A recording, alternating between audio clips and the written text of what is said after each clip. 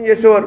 చక్కటి shed platform చేయించాం, మట్టిలో భోజనాలు లేకుండా క్యూ లైన్స్ పెట్టి భోజనం కూడా అందంగా ఉండేలా మంచి క్వాలిటీ ఫుడ్ ఉండేలా చేసాం, ప్రసాదాలు చక్కగా ఉండేలా చేసాం, క్యూ లైన్స్ అన్నీ ఫ్లైఓవర్స్ పెట్టి ఇబ్బందులు లేకుండా చేసాం, దూరాలు వెడల్పు చేసాం.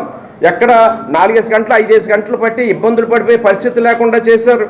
ఎక్కడికక్కడగా ప్రశాంతంగా ఏ వర్గ వాళ్ళు ఏ టికెట్ కొనాలంటే ఆ టికెట్ కొని వెళ్ళి దర్శనం వెళ్ళా చేసాం. గతంలో 2,500 నుంచి 3,000 రూపాయలు వెళ్ళే 1,000 రూపాయలు 1,000 రూపాయల టికెట్లు ఈనాడు 600 700 వెళ్తాయి. కారణం ఏమిటి? ఆదాయం చూడాల. భక్తుల యొక్క సౌకర్యం ముఖ్యం, భక్తుల యొక్క యోగక్షేమం ముఖ్యం. వాళ్ళు ప్రశాంతంగా అందంగా వాళ్ళు ఎవరికి తోచినట్టు వాళ్ళు ఎవరి శక్తి మేర వాళ్ళు దర్శనం చేసుకోవాలనే ఆలోచనతో ఈనాడు భక్తులు వెళ్ళాలనుకుంటున్నాం. గతంలో ఉన్నదానికంటే భక్తుల సంఖ్య పెరిగింది. కనీసం అసలు వెంకటేశ్వర స్వామి మీకు బుద్ధి జ్ఞానం ఇవ్వాలని వెంకటేశ్వర స్వామి నేను ప్రసాదిస్తూ ఉన్నాను. కాస్త బుద్ధి జ్ఞానంతో వ్యవహరించండి. వాడపల్లి వెంకటేశ్వర స్వామి నీకు ఎక్కడ తప్పు జరిగిన రెడీ, ఐఎమ్ రెడీ. ఇక్కడ అంతా ఎప్పుడైనా సరే మీరు డైరెక్ట్గా రండి, అవసరం కూర్చోండి, ఇక్కడ ఆఫీసులో కూర్చోండి, మీరు చెప్పండి ఏం లోటుపాటు జరిగే చెప్పండి, మీకు ఏం కావాలో అడగండి, మీకు అన్నీ చూపిస్తారు చెప్తారు. అంతేగా లేనిపోని తప్పుడు ఆరోపణలు, టెంపుల్ని అప్రతిష్ట పాలు చేసేవే మాటలు దయచేసి మాట్లాడొద్దు. అది భావ్యం కాదు, అది సంస్కారం కాదు. ఏదైనా ఒక స్థాయి ఉంటుంది, దిగజారొద్దు. చేశారు ఎన్డీఏ కూటమి నేతలు దోపిడీ చేసేస్తున్నారు. ఏంటి నెట్ కోతున్నారు దోపిడీ చేసేస్తున్నారండి చెప్పండి మీరు.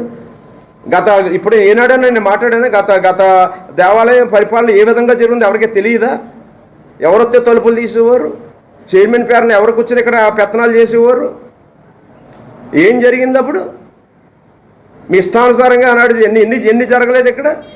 దేవాలయం అన్నప్పుడు దేవాలయంలో లోటుపాట్లు ఉన్న ఎవరో ప్రభుత్వం ఉంది, ప్రభుత్వంలో ఉన్న వాళ్ళు బాధ్యతతో ఉన్న వ్యక్తులు వాళ్ళ వర్గాలు చూసుకుంటారని మాట్లాడుకున్నాం తప్ప ఇలాగా బురద జల్లుదాం వ్యక్తిగతంగా ఏదో ఇవాళ చంద్రబాబు నాయుడు గారినో లేదా బండారు సత్యానందరావు గారినో మాట్లాడేసి నిందేసేసి అవినీతి లేదా ఇలాగా మాట్లాడేస్తే దేవస్థానంలో తప్పు జరిగితే సరిదిద్దుతాం, యాక్షన్ తీసుకుంటాం. ఇప్పుడు కేసులు ఎందుకు పెట్టారు? మీరే గవర్నమెంట్లో అదేదో ఆ సెంటర్ ఏదో ఆత్రేయపురంలో పెడదాం మన స్టేట్కి సెంటర్ కింద అని ఆలోచన బయలుదేరాయి. రేపు భవిష్యత్తులో అది ఇంకా ముందుకు వెళ్ళే అవకాశాలు ఉన్నాయి. వాటర్ స్పోర్ట్స్ రైడ్స్ కానీ ఇక్కడ ట్రైనింగ్లు కానీ ఈ కెనాయింగ్ కానీ రకరకాల నాకు కూడా పూర్తి సమాచారం లేదు కానీ అవన్నీ చేయాలనే ఆలోచనతో స్టేట్ అసోసియేషన్ వాళ్ళు కూడా ఆలోచన చేస్తూ ఉన్నారు. గౌరవ ముఖ్యమంత్రి గారు అప్రిషియేట్ చేశారు. నారా లోకేష్ బాబు గారు ట్విట్టర్లో పెట్టారు. దాన్ని పట్టుకుని కూడా మీరు మాట్లాడతారు. పండగ అయ్యింది 13 అక్కడ కార్యక్రమాలు అలసిపోయారు అందరూ. 2 నెలల శ్రమ ఆ కార్యక్రమం విజయం. 2 నెలలు అధికారులు కానీ కమిటీ వారు కానీ పెద్దలు కానీ అందరూ కష్టపడ్డారు. దాన్ని కూడా మీరు కామెంట్ చేస్తే పండగ 4 రోజులు అవ్వలేదు, 2 రోజులు అవ్వలేదు, ఇంకా పేమెంట్లు ఇవ్వాల్సిన వాళ్ళు పేమెంట్లు ఇవ్వలేదు, దోపిడీ చేసేసారు, దోపిడీ జరిపోయింది, అందరి దగ్గర వసూలు చేసి ఎవరు వసూలు చేశారు? ఇది మీ డాక్టర్ల మెడికల్ లాభం 1,65,000 రూపాయలు పంపారు. అది IMA ద్వారా చిల్లర మల్లరగా ఎవరిని వాళ్ళు అడగలేదు. అది కూడా కమిటీ వాళ్ళు వెళ్ళి అడిగారు, కమిటీ వాళ్ళే రిక్వెస్ట్ చేశారు. అందరి పేరు ఫోటోకాల్ అంటారు. ఫోటోకాల్ మీ అందరికి మీ నాయకులు మనం పాటిస్తున్నాం, ముందుకెళ్ళాలని ఆలోచనతో వెళ్తున్నాం. ఈ రకంగా పార్కింగ్ ఏరియా ఇక్కడ డెవలప్ చేసాం. పార్కింగ్ ఉండేది కదా, పార్కింగ్ ఖాళీగా ఉంటుంది. అడిగాను నేను ఇందాక వెళ్ళేటప్పుడు, నేను అంతా తిరిగి వచ్చాను. వగల మత భవనం కానీ చెన్నై ఓ మత కానీ డార్మెటరీ కూడా ఇందాక మీరు అడిగారు, డార్మెటరీ కూడా కట్టించడానికి ఇమీడియట్గా టెండర్లు పిలమని చెప్పాం. సైట్ అక్కడ అవసరమైతే గోశాలు తీసుకెళ్ళి ఊరి మధ్యలో ఉన్న స్థలంలో గోశాలు పెట్టి అక్కడ గోశాలు కావాలంటే కుటీరలా ఎవరైనా భక్తులు దర్శించుకోవడానికి వీలుగా ఉండేది అది గోశాల అందంగా తయారు చేయించి అక్కడ డార్మెటరీ ఒకటి కట్టాలనేది కూడా ప్లాన్ చేస్తున్నాం. ఆల్రెడీ శాంక్షన్ ఉంది కానీ ప్లేస్ డిసైడ్ కాక పెండింగ్లో ఉంది. ఆ డార్మెటరీ కూడా ఇమీడియట్గా యాక్షన్ తీసుకుని డార్మెటరీ కట్టడం జరుగుతుంది. పక్క 12 కోట్లతోటి రూమ్లు డార్మెటరీ కూడా మొదలు పెట్టడం జరుగుతుంది. ఇవన్నీ ఎన్నో రకాలుగా ఎక్కడ ఏ విధంగా అభివృద్ధి చేయాలంటే అన్ని అభివృద్ధి చేయడం కోసం ఈ ప్రభుత్వ పరంగా ముందుకెళ్తూ ఉన్నాం. కానీ మీరు ప్రజలు వెళ్తున్నాయి, ప్రజలు తప్పుడు సంకేతాలు వెళ్తున్నప్పుడు సమాధానం ఇవ్వాల్సిన బాధ్యత మాకు ఉంది.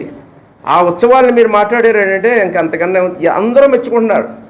చిన్న చోటు లోటుపాటు సహజం. ఎమ్మెల్యే ఫోటో ఉన్నప్పుడు నా కొడుకు ఫోటో ఉంటే పట్టుకుంటారు. దాన్ని విమర్శించండి. ఒక నాయకుడు ఫోటో మర్చిపోవచ్చు, ఇవ్వచ్చు, చిన్నదే ఇచ్చు పెద్దదే ఇచ్చు.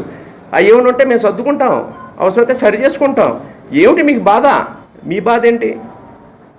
కార్యక్రమం ఎలా జరిగింది 90% సక్సెస్ మాట 1 or 2% ఏమో లోపాలు ఉంటే భూతత్వంలో వేసి వెతికి దానినే మీరు తప్పుపట్టి ఏదో జరిగిపోయిందని అంటే అదేమన్నా కరెక్టా? అదొక సీనియర్గా అనుభవం ఉన్న వాళ్ళు చేసే పని ఒక బ్రాడ్ అవుట్లుక్ లేదా? అది ఖండిస్తూ ఉన్నాం. దయచేసి వాడపల్లి దేవస్థానానికి సంబంధించి తప్పుడు ఎందుకు తట్టుకోలేకపోతున్నారా మీరు? వాడపల్లి వెంకటేశ్వర స్వామి ఆలయం, కోనసీమ తిరుమల అభివృద్ధి జరగటం మీరు ఎందుకు అంత ఇబ్బంది పడుతున్నారో నాకు అర్థం కావట్లేదు. ఎందుకు మీరు అంత కష్టపడుతున్నారో నాకు అర్థం కావట్లేదు. ఒక రూమ్ లేదంటారు. మరి 5 ఏళ్ళు మీరు ఏం చేశారు? గుడ్డుగుర్రం పళ్ళుతోవేరా? 5 ఏళ్ళు మీరు గుడ్డుగుర్రం పళ్ళుతోవేరా? మరి ఒక రూములు కట్టాలని తెలియదా మీకు?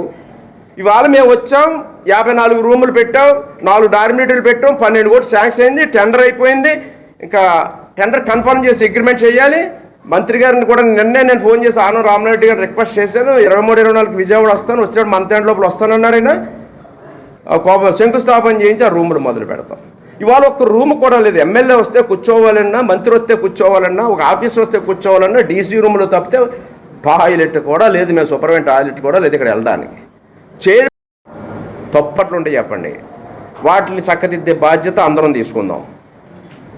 ఇది ఒక మనకి ఇచ్చిన భగవంతుడు వెంకటేశ్వర స్వామి మనకి ఇచ్చిన అవకాశం. ఇది ఈ అవకాశాన్ని మనం ఎంత ఎత్తుకు తీసుకెళ్ళాలో అంత ఎత్తుకు తీసుకెళ్దాం. ఇవాళ భవిష్యత్తు ఎలా ఉంటుందో ఎవరికీ తెలియదు, కానీ ఉన్నంతలో న్యాయం చేయాలి. మీ బాధ్యత మీరు వహించండి, మా బాధ్యత మేము వహిస్తాం. కలిసి అవసరమైతే రండి, మీరు కూడా రండి, మీకు కూడా గౌరవంతో ఇలా సహకరించి అందరూ కలిసి దేవాలయం ఇప్పుడు సూచనలు ఇవ్వండి. మీరు కూడా చెప్పండి, లోటుపాట్లు ఉంటే చెప్పండి, సూచనలు ఇవ్వండి, కలిసి పని చేద్దాం.